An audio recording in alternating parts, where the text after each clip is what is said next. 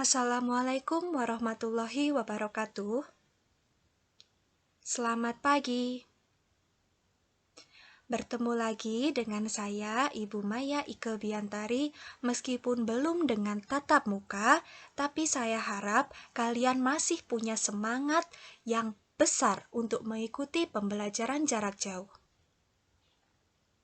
Sebelum kita mulai pembelajaran pada pagi hari ini, alangkah lebih baiknya kita mengamalkan nilai Pancasila yang pertama. Silahkan untuk berdoa menurut agama dan kepercayaan kita masing-masing, supaya diberikan kemudahan, supaya diberikan pemahaman, dan dapat bermanfaat untuk kita semua. Berdoa, dipersilahkan.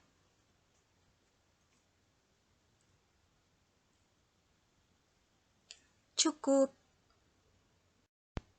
Minggu lalu, kita telah membahas tentang aspek kewilayahan negara Indonesia dan aspek kehidupan sosial negara Indonesia. Meskipun tugasnya tidak dikumpulkan ke Google Classroom, tapi kalian mengerjakan kan? Hari ini kita akan belajar tentang integrasi nasional. Saya yakin kalian tidak asing dengan istilah integrasi nasional. Sebelum kita masuk ke materi tentang integrasi nasional, coba dengarkan penjelasan dari saya ya. Negara Kesatuan Republik Indonesia tidak berdiri dengan sendirinya, tapi melalui perjuangan panjang yang dilakukan oleh para pejuang dan seluruh rakyat Indonesia. Mereka sangat rela mengorbankan harta benda, bahkan nyawanya sekalipun demi mencapai kemerdekaan negara Indonesia. Keutuhan NKRI sangat penting bagi kelangsungan hidup bangsa Indonesia. Jika mengingat sejarah para pahlawan yang berjuang keras mencapai kemerdekaan, kita akan menyadari bahwa perjuangan mereka akan menjadi sia-sia jika kita tidak mampu menjaga keutuhan NKRI. Maka di sini kita membutuhkan adanya integrasi nasional. Integrasi nasional adalah usaha dan proses mempersatukan berbagai perbedaan yang ada pada suatu negara sehingga tercipta keserasian dan keselarasan secara nasional.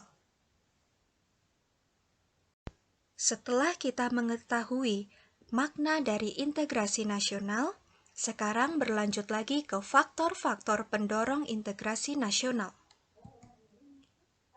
Faktor pendorong integrasi nasional diantaranya adalah faktor sejarah yang menimbulkan rasa senasib dan sepenanggungan. Sekarang pertanyaannya adalah, apa nasib yang dirasakan bersama dan apa yang perlu ditanggung bersama?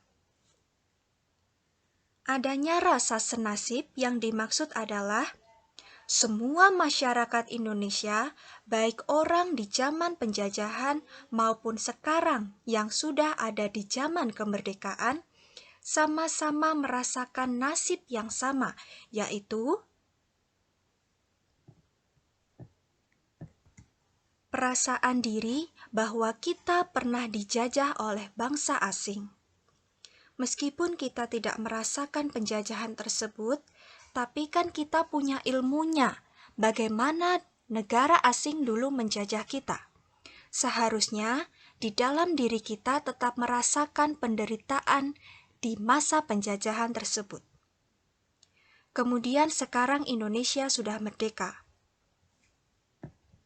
Dan kemerdekaan itu adalah hal yang harus kita tanggung bersama-sama untuk dapat dipertahankan, supaya Indonesia tidak lagi dijajah oleh bangsa asing atau malah akan terpecah belah oleh bangsa dari dalam diri sendiri.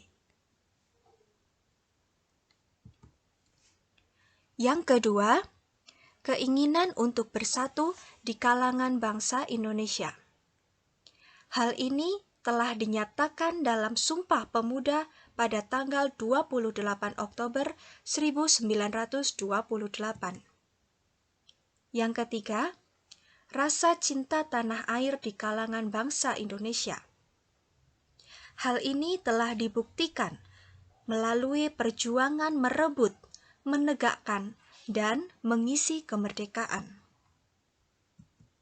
Yang keempat, rasa rela berkorban untuk kepentingan bangsa dan negara.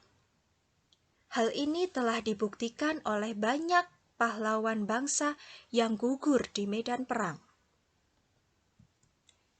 Yang kelima, kesepakatan atau konsensus nasional dalam perwujudan Proklamasi Kemerdekaan, Pancasila, Undang-Undang Dasar 1945,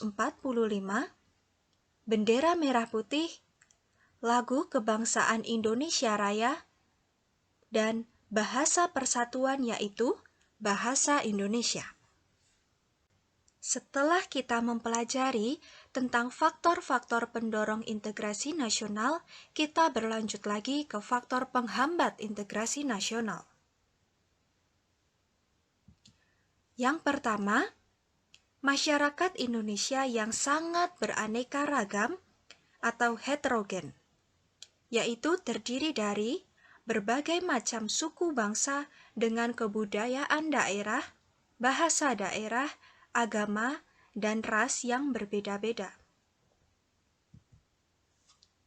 Wilayah yang sangat luas yang terdiri dari ribuan pulau yang dikelilingi oleh lautan. Besarnya ancaman, tantangan, hambatan, dan gangguan yang merongrong keutuhan serta kesatuan dan persatuan bangsa, baik yang berasal dari luar maupun dari dalam negeri. Masih besarnya ketimpangan serta ketidakmerataan hasil pembangunan. Maksudnya, ada sebagian wilayah yang merasa tidak diperhatikan oleh pemerintah yang kemudian menimbulkan adanya rasa untuk tidak mau bersatu demi kemajuan Indonesia. Adanya paham etnosentrisme. Maksudnya, etnosentrisme adalah mengunggulkan suku budaya sendiri dan menganggap rendah suku budaya yang lain.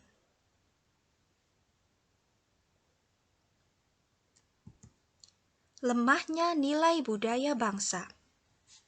Tidak adanya kesadaran bahwa kita semua itu saling membutuhkan dan seharusnya saling menjaga persatuan dan kesatuan bangsa. Sekian yang dapat saya sampaikan hari ini. Semoga bermanfaat untuk kita semua dan semoga yang saya sampaikan dapat kalian pahami. Tetap semangat belajar ya. Sampai jumpa di minggu yang akan datang. Terima kasih. Wassalamualaikum warahmatullahi wabarakatuh.